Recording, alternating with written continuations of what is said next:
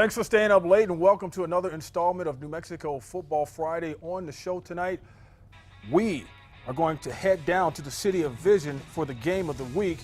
Spirit Stick, we always have that. When you're getting over 100,000 votes, you got to have the Spirit Stick.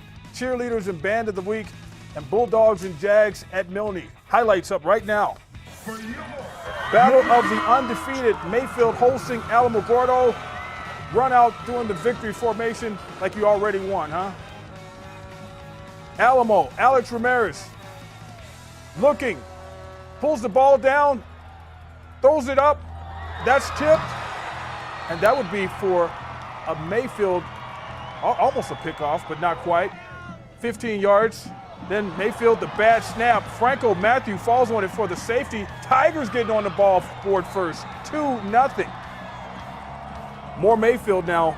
Hasten Rogers is going to deliver what the fans are screaming for. They want a touchdown. Kavika Johnson handed it off. Payson says, I got this. 15 yards out, and he's into the end zone. Mayfield going up 7-2. Alamogordo trying to answer back. Alex Ramirez didn't like it, want to see his team take the lead.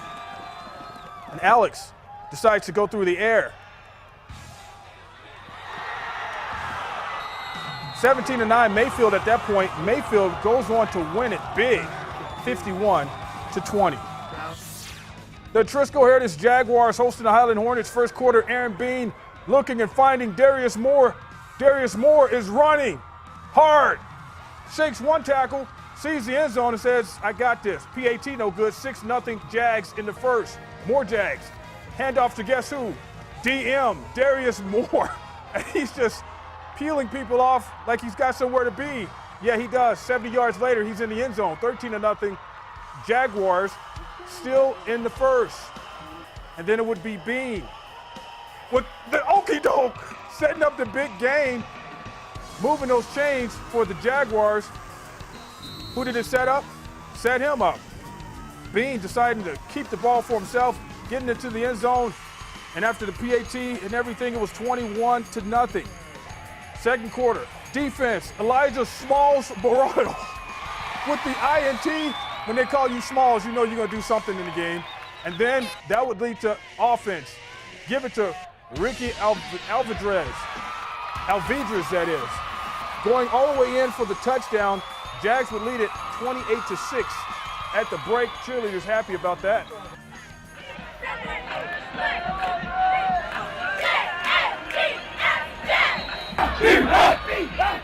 Jags coming out for the second half, getting fired up. Why not? Because third quarter, first time they get the ball, and look what happens. Alexander Grice going all the way to add yet another touchdown. Atrisco wins it big. 45-16 is the final. Las Cruces seems to always find a spot in our game of the week. When you are the defending champion of big school football and playing a powerhouse on the road, it's like that. Jared Chester has the skinny on Cruces at Rio Rancho. Thanks, Van. Tonight, the Rio Rancho Football Stadium hosted the biggest game in New Mexico 6A football to date. Last year's state champion Las Cruces Bulldogs took on Easton Brewer and the undefeated Rio Rancho Rams. Here are the keys to the game. Rio Rancho needs to keep up that offensive production. Brewer already has 14 touchdowns on the year and 916 total yards in 3 games. He has also kept a goose egg in the interception department, which just shows the senior's bullseye accuracy. Add that and hold that. Las Cruces run game is another big one. The Bulldogs are averaging 38 points per game, and most of that is coming from the ground. Senior Judge Shiro Molinar already has 7 touchdowns on the year. It's a big weapon in Coach Miller's offensive arsenal. And as for the Bulldogs, we will see how their offense fares against the Rams' defense. As I said, Las Cruces is averaging 38 points per game, but that's all the Rams have allowed on the board in 3 games. The Bulldogs won a late-game thriller against Volcano Vista, but they didn't look like themselves against a team that is now 1-2. So they just need to keep up that intensity and play hard-nosed Bulldog football. Let's get to the game. We are the privileged ones. We get to play this game. We need to do it together as Rams. And we need to represent those names that are on your jerseys and all those people that come to watch you play on Friday night. Rams!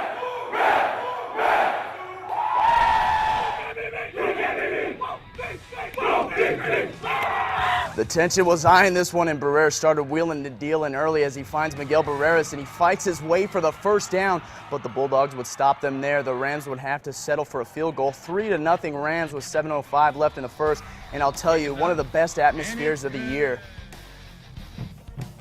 Rams D held up strong later in the first. Barrera just inside the 50, and he throws up a rainmaker. Making the leaping grab would be Barreras, and this puts the Rams in the red zone. Following play gets the snap, scans the end zone, and finds who else? Barreras. Touchdown Rams. They go up 10-0 after the P18. Rams fans?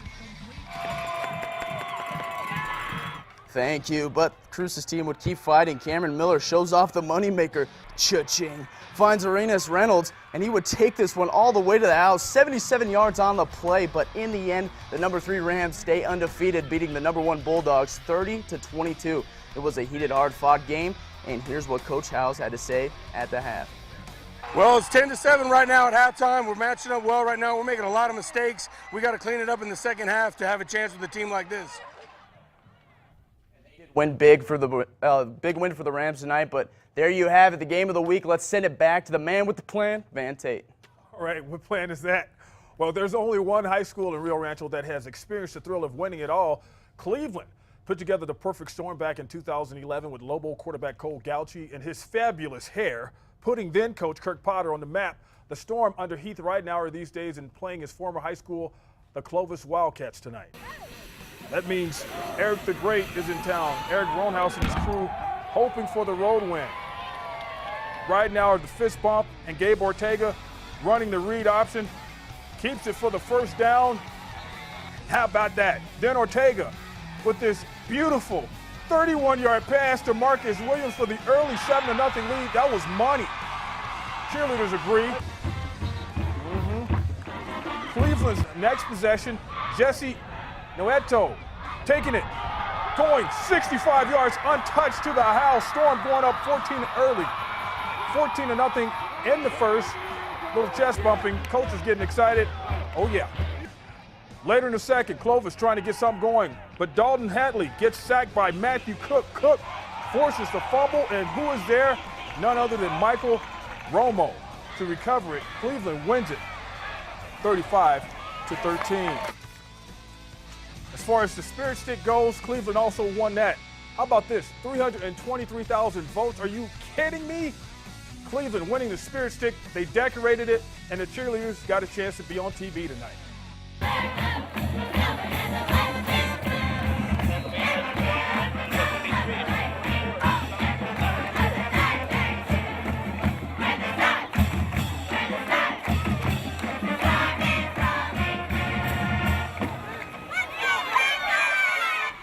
All right, back to the field. West Mesa Mustangs trying to stop a 2-game losing streak and facing 2-1 in Manzano. Manzano on the first, getting it cracking. Brandon Bray to Charles Conti. And that's a long spiral, and Conti all by himself. The touchdown, 7-0 Monarchs.